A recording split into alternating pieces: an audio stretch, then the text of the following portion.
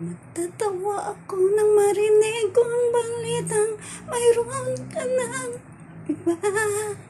Ngunit kahapon lang sinabi mo sa akin ay tayo ay tapos na. Ngunit sino ba yung nakuha mo upang hindi ka kilala?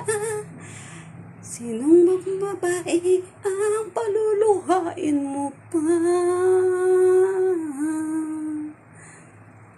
Natatawa ako nang marinig ko ang balitang mayroon ka na iba. Ngunit kahapon lamang sinabi mo sa akin na tayo ay tapos na. Ngunit